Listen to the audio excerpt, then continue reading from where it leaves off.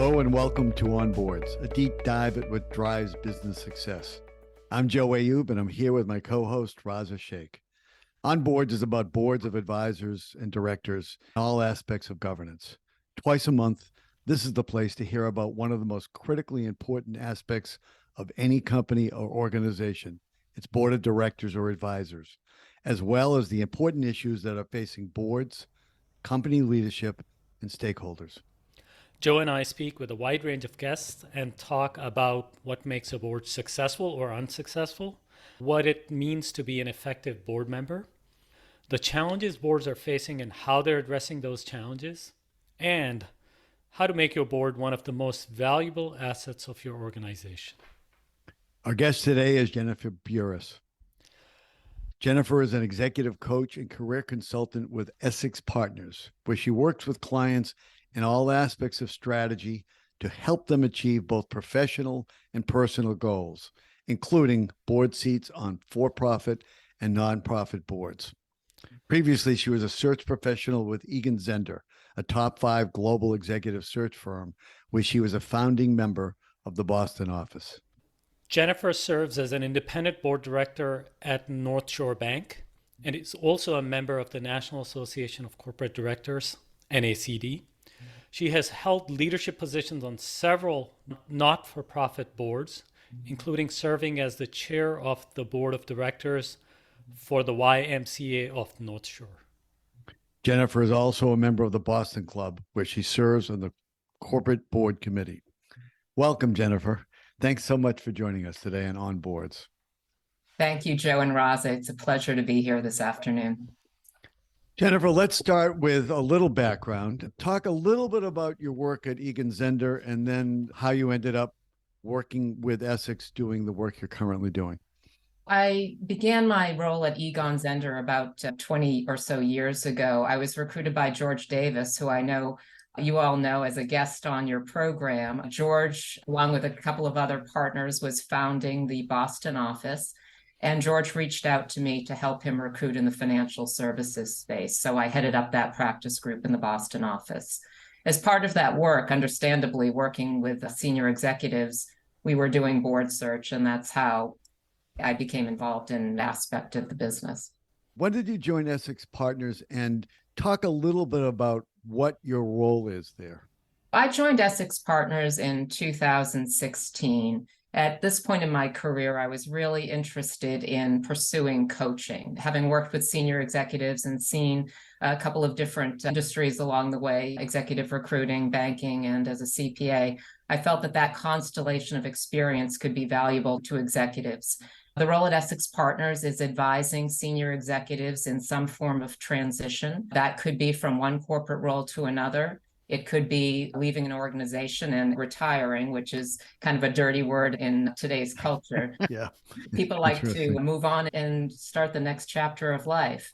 And as part of either of those circumstances, many of our clients are interested in pursuing board seats. As part of that, we developed a program, we branded it Board Essentials, to help our clients understand how to position themselves for board roles and also educate them with regards to corporate governance. Do you lead the Board Essentials group at Essex? I do, Joe, yes. Talk about how many of the clients at Essex are interested in board roles, among other things. Is it a large percentage of the folks that you work with? I would say potentially 20% at this moment are interested in board roles. But the other 80%, because of their level in organizations, most of our clients are C-suite executives, may not have the time and capacity right now, but are thinking about it for the future. Even if they're not expecting to pursue that goal in the immediate term, we try to educate them at this stage in their careers such that in their next corporate role, they are gaining experience that is going to be helpful in positioning for future board roles. What are some of the things that you do to help prepare people for a future board role, education-wise or otherwise? Sure. Well, we do a couple of what we call symposium sessions, landing a board seat and achieving excellence in the boardroom. These are really to level set in terms of understanding positioning for board seats, as well as corporate governance fundamentals. It's actually a feeder into the ACCD certification program. If you go through the Essex program, you're kind of waived out of their intro level component of their certification. But beyond that, Joe, the difference is really in the personalized approach we take to helping prepare folks to position themselves for board seats. We step way back. We talk about, okay, what is your personal brand? What is your board brand? How can you articulate that and infuse that in your board bio, your board resume, the way you present your value proposition when you're at a cocktail party or at an interview? You want to make sure that you are presenting and positioning and selling yourself most appropriately. Then we do mock interviews. We coach our clients who are pursuing board seats and are in live interview situations. We'll record those interviews. A board interview is very different than a corporate interview, so we want to make sure that they're prepared for that sort of questioning. We talk to them about outreach with regards to the recruiting community, but most importantly, through their network and how to expand their network and put themselves in positions to be in circles of people that may help advance their goal of obtaining a board seat. And then just general coaching along the way. What did we learn? How are we going to iterate? What has happened so far inform us about how we're targeting this opportunity. So it's a pretty comprehensive program. A few things. First of all, I'm glad you brought up the board bio. I see a lot of folks when they're looking for board seats, they just send the basic resume. And I think it's become pretty clear that a board bio is different than your resume. It should look different. And if it does look different, it kind of signals to whoever's you're recruiting that you understand that it's different. Explain a little bit about how you help folks make a board bio, which is different from the resume or the CV. That's a great setup, Joe, and that's exactly right. By presenting a strong board bio, you're differentiating yourself in terms of demonstrating your board savvy, if you will. A board bio is intended to be a one-page narrative where the reader can quickly ascertain what is your board brand and what is your value proposition. What is it that's unique about you and your experience that's going to be accretive to the boardroom? You don't want to be all things to all people. You need to come up with, am I a financial expert? Am I a CEO? Do I have operations experience? Do I have M&A experience? Do I have governance experience? Really hone in on what it is that's going to be most valued in the boardroom, not talking about your corporate accomplishments necessarily. You really need a different lens. That's great. Now let's talk about interviews, because you mentioned something about board interviews, which are different than other interviews. Talk a little bit about board interviews and how they are different from a job interview, for example, and how you prepare people for the difference. Right. Board interviews are different than corporate interviews. Again, the emphasis and lens is going to be, how is your experience accretive to the boardroom conversation? For example, if you are a financial expert, you want to make sure that you're leading with that competency. You also want to be able to demonstrate how else you're going to be able to contribute to the boardroom conversation. What other experiences have you had? What is your leadership capabilities in order to be capable of asking the right questions? People need to be reminded that it's not about telling in the boardroom. It's really about listening and being able to ask the right questions in order to further a conversation and get to a better decision. You don't have to be the expert. Really, again, just some of the nuances of how you want to present yourself such that you'll be viewed as appropriate and a fit for the boardroom.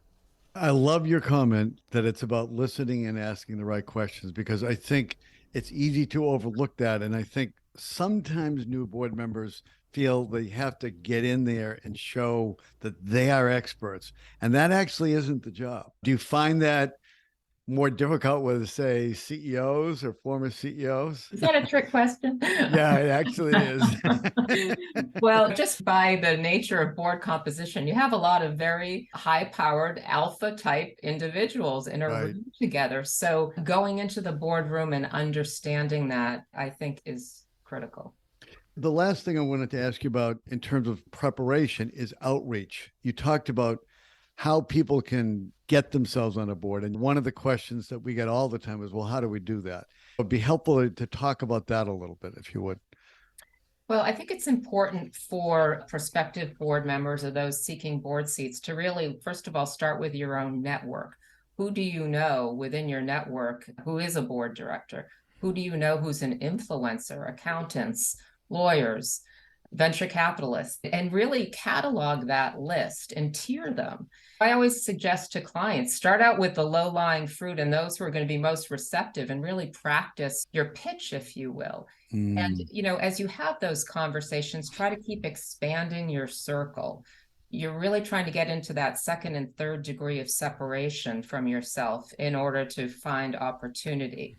So there's that path, your own network and expanding it. Also putting yourself in situations where you are with other board directors, where you're able to socialize and connect casually. You don't want to be wearing a placard saying, I'm looking for a board seat, but you want to put yourself in situations where you might have an opportunity to describe your experience and position yourself. And then there is the executive search firms. You certainly, to the extent you have already worked with someone at a search firm, be sure to let them know that you're interested in board work. Ask for an introduction to somebody in their practice group who focuses on board search. You really want to make sure that all of these channels, if you will, of opportunity are open. That's great. That's very helpful. And I think it's interesting because, in a way, it seems obvious you should let everyone know. But when people first start, they often think there must be some other way to do it. It really is a matter of just kind of working at it and let your network expand to the point where someone will hear about it, I think, in many cases. That is spot on, Joe. We had a client at Essex years ago, won't say who, won't say where he came out of, but a very large, well-known money management firm in Boston. And he was offended that nobody had asked him yet to join a board. And he asked, have you told anyone you want to join a board? And he said, no. You just can't assume that people are going to connect the dots. And of course, again, LinkedIn, you don't want that circle around you saying, I'm open for hire or I'm open for work. But you do want to appropriately let people know that you're interested in board work and what you're doing to advance yourself. I know that some boards, and in fact, increasingly boards are doing assessments on board members before they actually onboard them. What kind of assessments do you do for clients to maybe gauge a little bit about what their capabilities might be or where they might be a good fit? At Essex Partners, regardless of whether clients are seeking board roles or not, we do a full battery of assessments. Some of them are relevant for board work as well, personality, leadership. At Essex, we're really looking more, because our executives are in transition, around motivation, fulfillment, what's going to be most rewarding in the next phase of life. But I do think these assessments have value, and they're really growing in acceptance and prominence, because fit is so important in the boardroom, and fit is difficult to ascertain in an interview. Certainly you're helped by reference checking and whatnot, but to have a profile as you go in as to personality style, leadership style, I think can be very helpful. Interestingly, you bring this up, Joe. I'm working with a client right now who is interviewing tomorrow for a board seat at a large international industry board. The Hogan, they did a leadership assessment and they gave her the summary, but they're going to do a full debrief with her regardless of whether or not she is selected for the board. So I think you're just going to see more and more of this, and I think it's very valuable. Yeah, I agree. One of the things that Roz and I have talked a lot about is the DCRO, the Directors and Chief Risk Officer group that was founded by David Koenig. He has been offering this risk personality assessment as a way of boards understanding the diversity of perspective of risk and risk governance at the board level. Have you heard much about that? We talk about the importance of diversity of perspective on boards. This is one of those things, a diversity of risk perspective. What are your thoughts about that? I think that makes so much sense, Joe. You don't want everyone on the board with the same risk profile. If everyone on the board is risk adverse, you're going to miss out on opportunity. If everyone is too high and willing to take too much risk, then you're going to get yourself in trouble on the other end of this. So to be able to understand collectively where the board sits, I think is hugely valuable. Thanks. Jennifer, you're on the board of North Shore Bank. Can you talk a little bit about the bank itself and how you got to be onto the board position? There's a little story behind that. Sure. The North Shore Bank is a $1.5 billion community bank on the North Shore, headquartered in Peabody, Massachusetts, here on the North Shore of Boston. It's a retail bank that also does a good amount of commercial real estate development. I got onto that board through a merger. I had been sitting on the Beverly Bank board, which merged into the North Shore Bank board in 2017. So that's how the seat came about. In terms of how I got on the first bank board, that's a story that I like to tell in my work at Essex Partners, because I think it has a lot of relevance for people who are seeking first-time board roles. I joined that board as a result of my work on the North Shore Y board. At that time, I was the treasurer of the organization. I chaired the finance committee, and the CEO of Beverly Bank, the predecessor bank, was an ad hoc member of that board. So he was able to see me in action in a different context than he might have seen me had he just known me in my day job. Having worked with him, when a board seat opened up on his board, he asked me if I'd like to be considered and go through the interview process. So I welcomed that opportunity. But again, leads me to my point about not-for-profit boards that I often make with. I didn't join the YMCA of the North Shore board because I was looking for a corporate board seat. This happened very serendipitously. But when you sit on a not-for-profit board, again, you have an opportunity for people to see you in action in a different way than they may see you in your day job. They see you in the boardroom. And also, you're often with board influencers, people who are either on corporate boards themselves, CEOs, people in the community who are willing to advance and endorse you. I don't want to overstate not-for-profit experience as it relates to getting on a corporate board, but it can be quite valuable, not only from a networking perspective, but if it's a board that has a strong governance structure and a committee structure that functions like a corporate board. And when I say that, I mean, with an audit committee, with a comp committee, with a nom-gov committee, because those would allow you to have something to talk about in a board interview as it relates to that experience. Jennifer, could you talk a little bit about the committees that you serve on or chair at the North Shore Bank board? Sure, Raza. I chair the compensation committee, and I also sit on the audit committee and the security committee. The security committee is a committee unique to a bank board in that it's the committee that oversees the lending policy, if you will, and limits of the bank. Is that separate or different from a risk committee that many bank boards also have? It is, as a matter of fact. The risk committee is a standalone committee and often works in concert with the audit committee. This committee really sets policy around lending limits, around industry segment limits, certain parameters in lending. I'm curious, in terms of being a member of the security committee, is it important that the people that serve in that committee have bank industry experience? And if not, what is it that would be helpful in really making those decisions and setting those limits?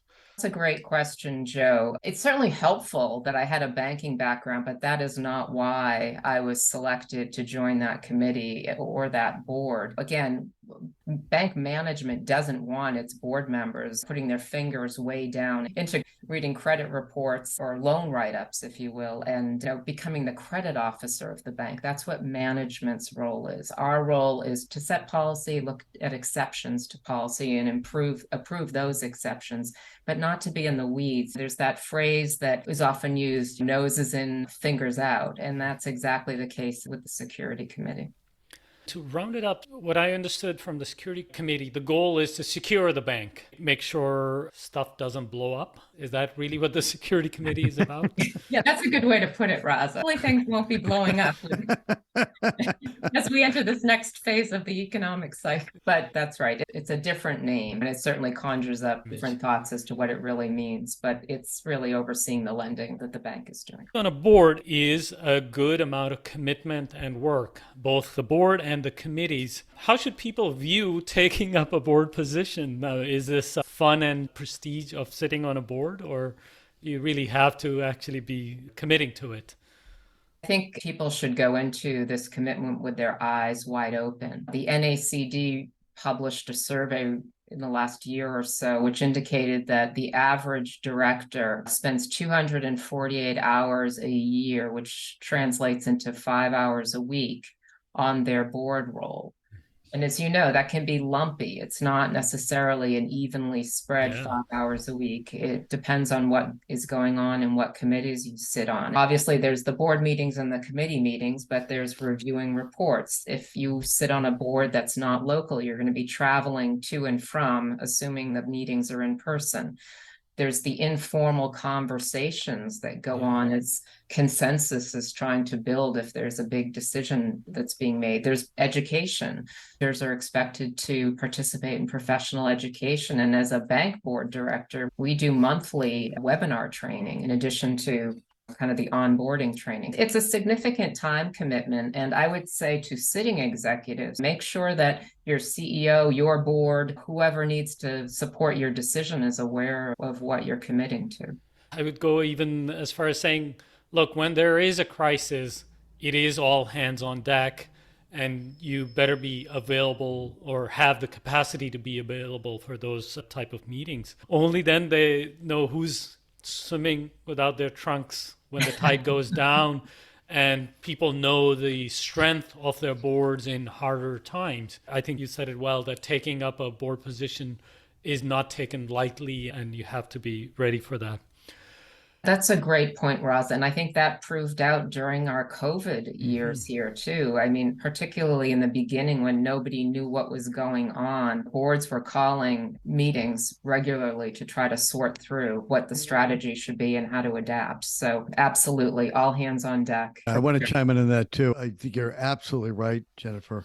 During the pandemic, a lot of companies that either had not refreshed their board in a long time, or maybe who didn't have boards, private companies, realized the importance of having the right board composition, because there's no point in having a board unless you're thinking about it and it's composed in a way that's current, that meets the current and future strategic plan or business plan or whatever the organization has. I think that did become very apparent to a number of companies during the pandemic. Times like that do kind of underscore the importance of having a group of outside experts who know you inside and out, know the organization, and who have a fiduciary duty to helping you succeed. I think it's an extremely valuable kind of reminder how important boards can be when it really matters. Well said, Joe. You bring up a great point, Joe, too, which is you don't want to be getting to know your fellow board members in a crisis. Yeah. You want to make sure that you know each other, you trust each other, and that you can put the oar in the water together before you know what hits the fan. Speaking of that, then, Jennifer, talk about the size and composition of the current board at North Shore Bank. Sure.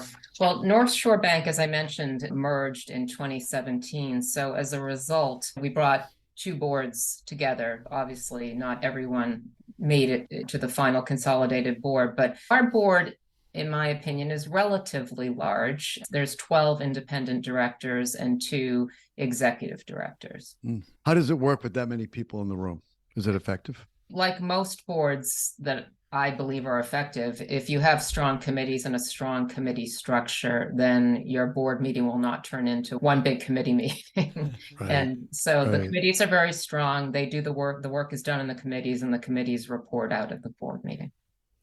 Are there any term limits or retirement age that this board follows? There are no term limits, Raza, but there is a mandatory retirement age, which is 72. As you know, retirement ages for board members is rising, which is interesting. I think I just saw a statistic somewhere. The Spencer Stewart 2021 Board Index of S&P 500 companies, in 2010, having a board with a mandatory retirement age of 79% of all S&P 500 boards, that was their requirement. In 2021, it's 97%. Wow. And on top of that, this is interesting as well, a mandatory retirement age of 75 in 2010 was 19%, and in 2021 is 51%. So mandatory retirement ages are rising, which on the one hand reflects that people are working longer, living longer, engaged longer. But on the other hand, it doesn't help in terms of refreshment to have longer tenured board members hanging on. So it's interesting.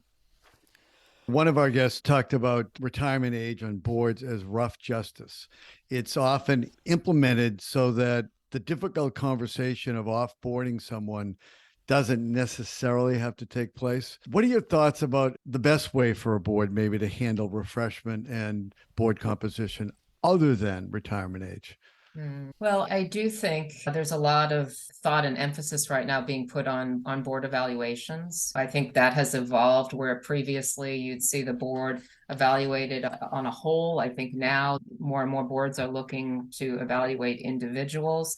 And again, not through the lens of trying to throw people off, but just really to make sure that you're getting the most out of your board. If somebody isn't performing, let's have a conversation and figure out why, because these seats are too valuable to have somebody who's not pulling their weight. Many boards are adding seats as a kind of a way around that, as the demand for certain competencies and the need to do it quickly is rising. Digital transformation, for example, cybersecurity. I mean, if boards don't have these competencies and no one's moving along, they may add a seat. Boards are working around it. I just think it can be hard to offboard somebody. Not-for-profit boards do have term limits and they do have ways of moving people along gracefully, but it's certainly more challenging for corporate boards. Well said. I think really it is about the board being fit for today and for the future. Term limits, retirement age, all of those things are really to hopefully bring that conversation, but I think a recurring or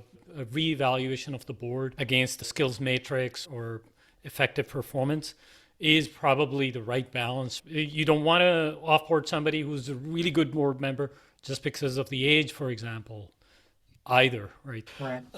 That's right. Jennifer, one quick thought on your board work at North Shore Bank. How does that help you with your work at Essex Partners? It helps me a great deal, Raza, because I believe it gives me credibility with my clients. I have been in the boardroom.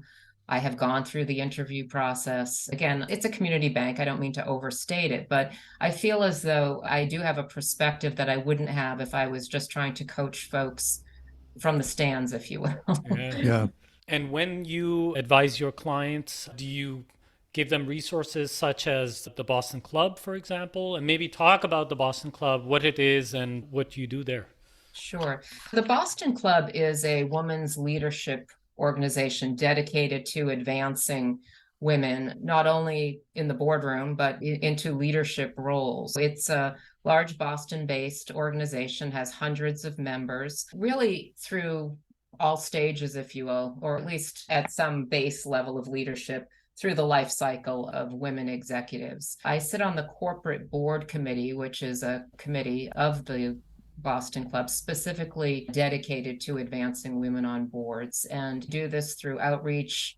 We do this by educating Boston Club members with regards to how to go about obtaining a board seat, and also, more specifically around current boardroom topics. For example, we just did educational session on climate and ESG. We did one earlier this year on cybersecurity. So making sure that our members are educated and can speak credibly about what's being talked about in the boardroom. The Boston Club also does board search. So on a pro bono basis, they will assist, not in the same way that an executive search firm would do it, but at least providing names, board bios, so that a nom-gov committee could at least look through some of the Boston Club members in our own database. Sounds like a superb organization and a lot of great resources. Absolutely. I wanted to ask you about the YMCA board, which I know you were very involved with and still are. Just let us know a little bit about and how you first got involved with the Y. The YMCA of the North Shore is a 7-branch association board with a very large footprint on the North Shore into southern New Hampshire that also includes 8 affordable housing projects with one under development. In total, the total assets of the organization are about $182 million and over $55 million in operating revenue. So very large, complex board, not atypical of many not-for-profit boards. It's large. It's a 30-member board. In each of the branches have their own non-fiduciary local branch boards. There's a lot of volunteer power, if you will, within the Y.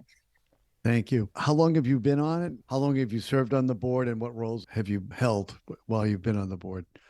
I've served on the YMCA of the North Shore Board since 2007. I came onto that board at that time because I was the president of the board of the Lynch Van Otterloo Y, which is the Marblehead Swampscott branch Y. So if you're a branch president, board president, you then move up to the corporate board. And once I moved up to the corporate board after my term ended, I was asked if I would stay on. I moved into a couple of different roles on the corporate board. As I mentioned previously, I was the treasurer at one point. I was the vice chair, and then I became the chair 4 years ago. Terrific. Thanks so much. Jennifer, it's been great speaking with you. Thanks for joining us today. Thank you, Joe and Raza. It's been a pleasure. And thank you all for listening to On Boards with our guest, Jennifer Buras. Please visit our website at onboardspodcast.com.